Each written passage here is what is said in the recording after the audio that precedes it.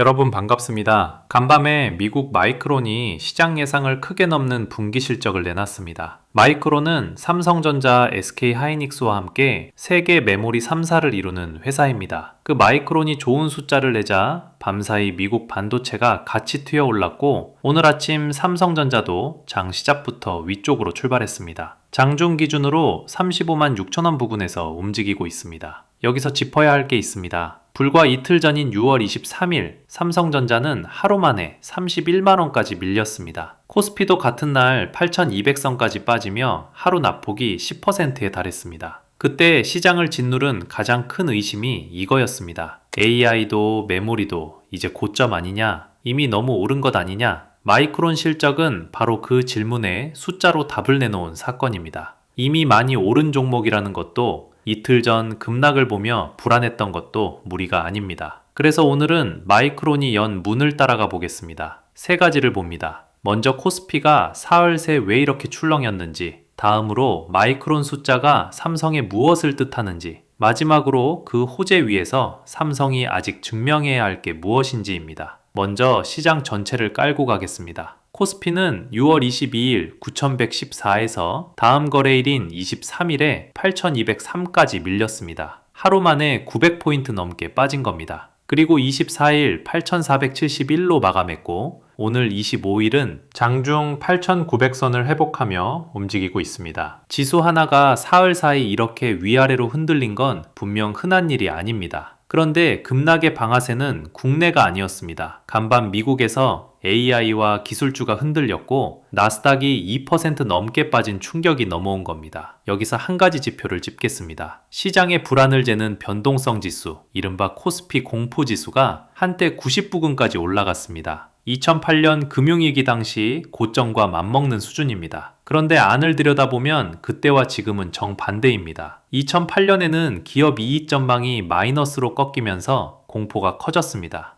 지금은 코스피 상장사들의 향후 1년 이익 증가율 전망이 오히려 역대 가장 가파른 수준입니다. 이익이 나빠질까봐 두려움에 떠는 게 아니라 너무 빠르게 좋아지다 보니 차익 실현 시점을 두고 출렁이는 겁니다. 같은 90이라도 성격이 정반대라는 점, 이걸 깔아둬야 사흘간의 급락과 반등이 함께 읽힙니다. 환율도 외국인 계산에 들어갑니다. 원달러는 6월 23일 기준 1,535원으로 여전히 1,530원대 중반의 높은 자리에 있습니다. 환율이 높으면 외국인은 주가가 올라도 달러로 바꿀 때 손에 쥐는 돈이 줄어듭니다. 대형주를 공격적으로 다시 담기엔 부담이 남는 구간입니다. 실제로 급락하던 23일 외국인은 삼성전자를 약 225만 주 순매도했습니다. 외국인 보유율은 6월 18일 47.62%에서 24일 47.41%로 내려왔습니다. 다만 보유율 낙폭은 0.2%포인트 안쪽입니다. 지분 구조가 통째로 흔들렸다기보다 환율 부담을 아는 단기 자금이 빠져나간 데 가깝습니다. 그 빈자리는 국내 자금이 메웠습니다. 기관은 24일 삼성전자를 약 297만 주 순매수하며 방향을 돌려놨고 급락하던 날 개인은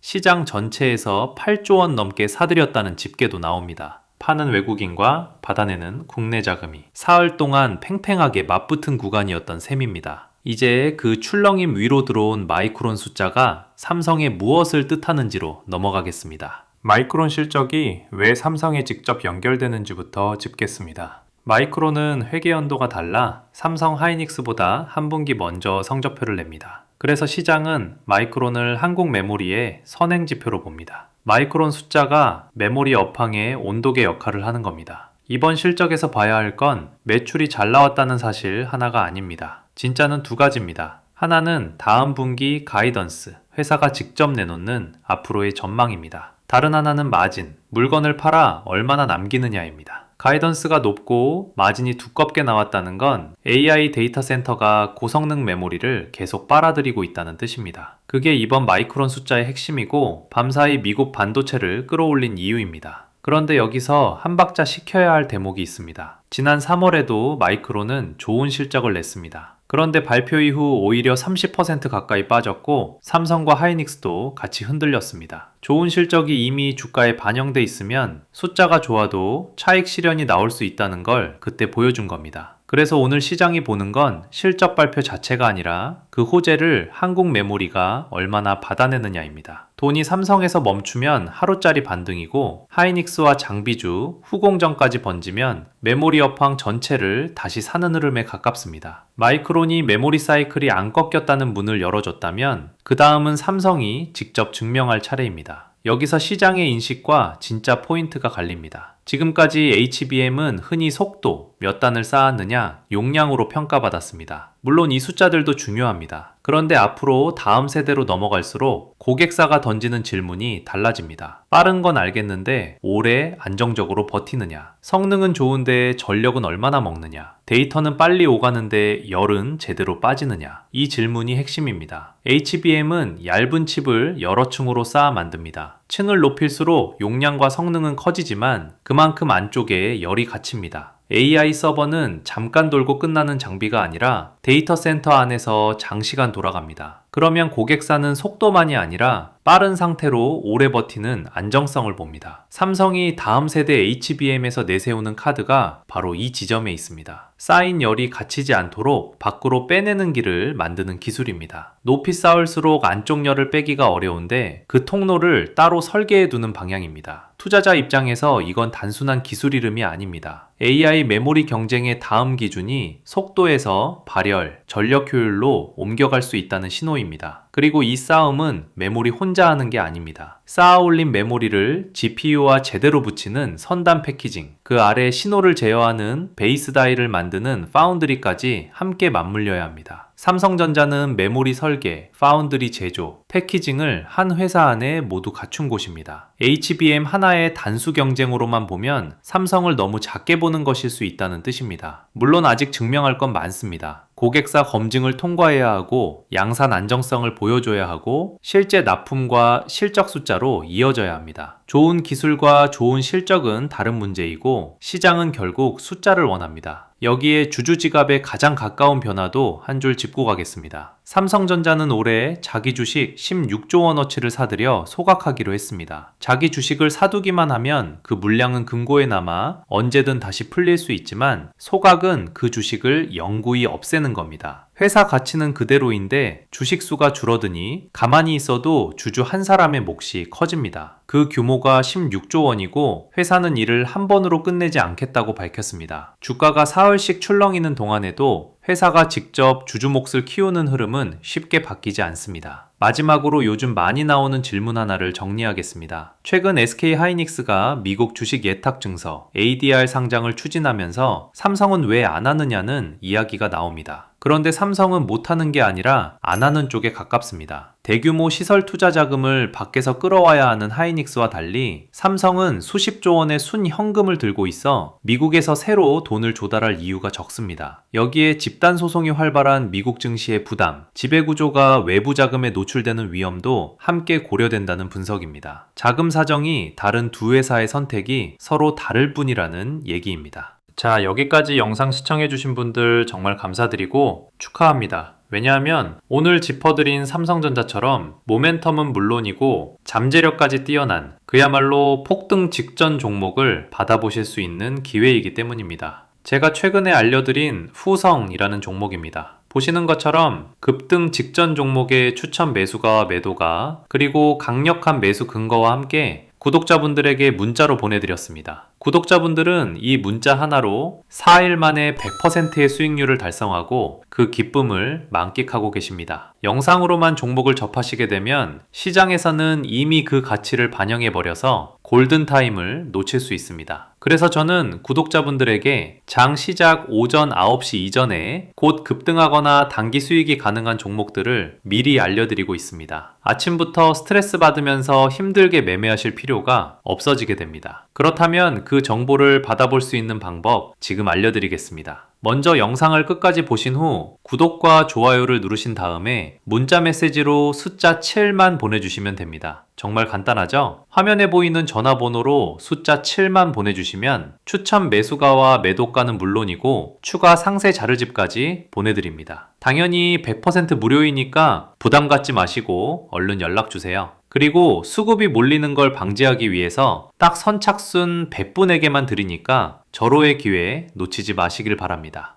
오늘 내용을 정리하겠습니다. 이틀 전 급락은 삼성의 실적이 나빠져서가 아니라 간밤 미국 기술주 충격과 환율 부담, 외국인 매도가 같은 시점에 겹친 결과였습니다. 그 위로 들어온 마이크론 실적은 메모리 사이클이 아직 꺾이지 않았다는 삼성 본업을 다시 설명할 명분을 깔아줬습니다. 다만 좋은 산업과 좋은 매수 자리는 다릅니다. 지난 3월 마이크론 사례처럼 실적이 좋아도 차익 실현이 나올 수 있다는 점은 함께 봐야 합니다. 그래서 앞으로 확인할 기준을 세 가지로 두겠습니다. 첫째, 마이크론 호재의 확산입니다. 오늘 상승이 삼성에서 멈추는지 하이닉스와 장비주, 후공정까지 번지는지를 봐야 합니다. 삼성 혼자 강하면 단기 반등이고 반도체 전체가 같이 가면 업황 재평가에 가깝습니다. 둘째, 외국인 수급의 방향입니다. 47.41%까지 내려온 외국인 보유율이 다시 올라오는지, 급락에서 보였던 순매도가 매수로 돌아서는지, 원달러가 1530원대에서 진정되는지를 봐야 합니다. 셋째, 회사 안쪽 변화가 숫자로 확인되는지입니다. 다음 세대 HBM이 발열과 전력 효율에서 고객사 검증을 통과하는지, 16조 원 소각이 실제로 집행되는지, 7월 2분기 실적이 기대만큼 찍히는지가 재평가의 분기점입니다. 이틀 만에 코스피가 900포인트 출렁이고 삼성이 31만원과 35만원을 오간 변동성에 휘둘리기보다 마이크론이 연 무난해서 이 회사가 자기 숫자를 채워 넣는지를 계속 따라가야 한다고 봅니다. 오늘도 끝까지 함께 해주셔서 감사합니다.